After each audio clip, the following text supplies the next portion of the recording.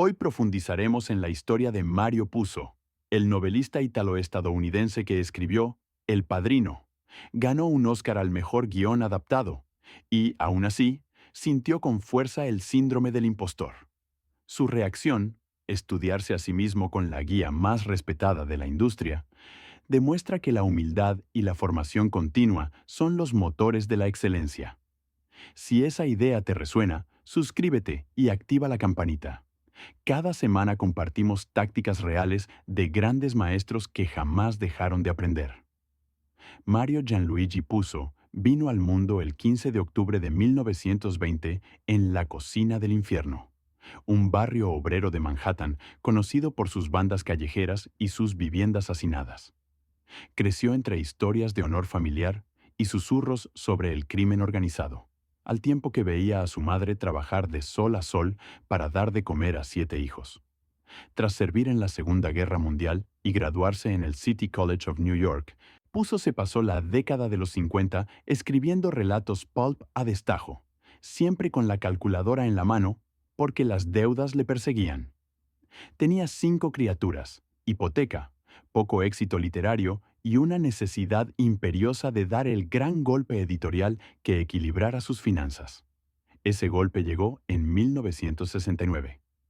Hartas de oírle lamentarse, su agente y su esposa le animaron a escribir sobre lo que mejor conocía: los códigos de la mafia italoamericana. Puzo recordó las caras de los matones del vecindario, desempolvó lecturas sobre la Cosa Nostra y se lanzó a teclear una saga familiar llena de traiciones, bautizos y disparos. El Padrino no nació como novela de prestigio, sino como apuesta comercial para saldar deudas. El plan funcionó. El libro se encaramó al número 1 de las listas de ventas, vendió millones de ejemplares en todo el mundo y atrajo enseguida a los cazatesoros de Hollywood. La productora Paramount compró los derechos y barajó varios guionistas de renombre, pero Puzo se negó a ceder del todo el control. Tenía miedo de que un libreto ajeno desdibujara a los Corleone, así que pidió escribir al menos el primer borrador. El estudio aceptó con reservas y le unió al joven director Francis Ford Coppola, otro ítalo-americano con ojo de artista y olfato de negociante. Entre ambos pulieron la versión final, tanteando el equilibrio entre fidelidad literaria y ritmo cinematográfico. El rodaje terminó a contrarreloj. La banda sonora de Nino Rota puso la piel de gallina, y en marzo de 1972, El Padrino se estrenó. Los números fueron astronómicos. Más de 240 millones de dólares de recaudación, sobre un presupuesto de 6, colas interminables en los cines y reseñas que hablaban de obra maestra. Un año después, la película ganó 3 Oscar: Mejor Película, Mejor Actor para Marlon Brando y Mejor Guión Adaptado para Puzo y Coppola. Ahí debería acabar el cuento con un "y fueron felices", pero no. Cuando Mario Puzo subió al escenario del Dorothy Chandler Pavilion para recibir la estatuilla, sintió que alguien acababa de descubrir su gran secreto.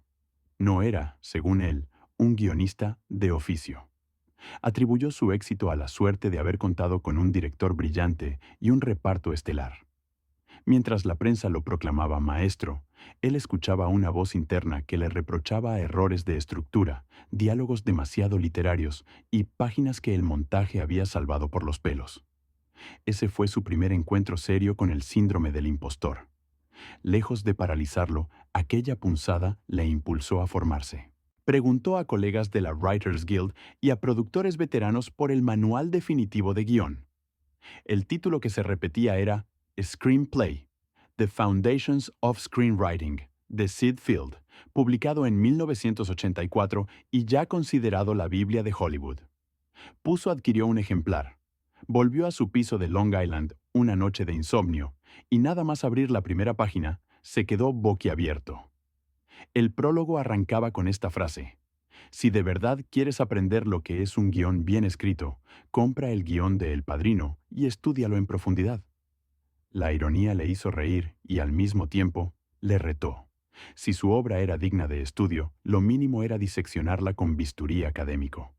A la mañana siguiente, convirtió su despacho en laboratorio. Colocó a la izquierda el guión impreso de la película, a la derecha el manual de Field y, En el centro, una libreta de apuntes. Durante semanas, analizó cada secuencia. Descubrió que, aún sin pretenderlo, había respetado la regla de los 3 actos. Página 30. Disparan a Don Vito. Página 90. Michael mata a Sollozzo y McCluskey. Página 120. Se consuma la venganza que cierra el arco. Detectó la manera en que los silencios de Al Pacino funcionan mejor que 100 líneas de texto y comprendió que la tensión reside a menudo en lo que no se dice. Redescubrió el poder de la primera escena, la boda, como microcosmos que presenta a todos los personajes y sus conflictos latentes. Y percibió cómo la rutina del contraste, familia unida frente a negocios sangrientos, refuerza la moral ambigua de la historia. Ese ejercicio le devolvió confianza, pero también humildad. Vio los aciertos y también las carencias. Transiciones abruptas que Coppola limó en el montaje. Monólogos literarios que a duras penas sobrevivieron al corte final. Personajes secundarios que pedían mayor desarrollo. Cada descubrimiento se transformó en regla práctica.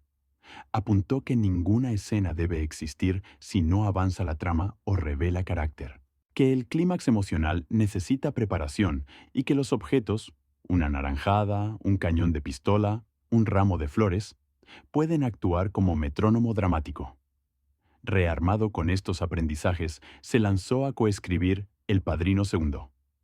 Esta vez estructuró las líneas temporales con un escrutinio milimétrico, equilibró los silencios con giros de trama y defendió la simetría entre la historia de Vito Corleone en 1917 y la de Michael en los años 50. La secuela ganó otro Oscar a Mejor Guión Adaptado, y cuando Puzo sujetó la segunda estatuilla, sintió gratitud, no vértigo.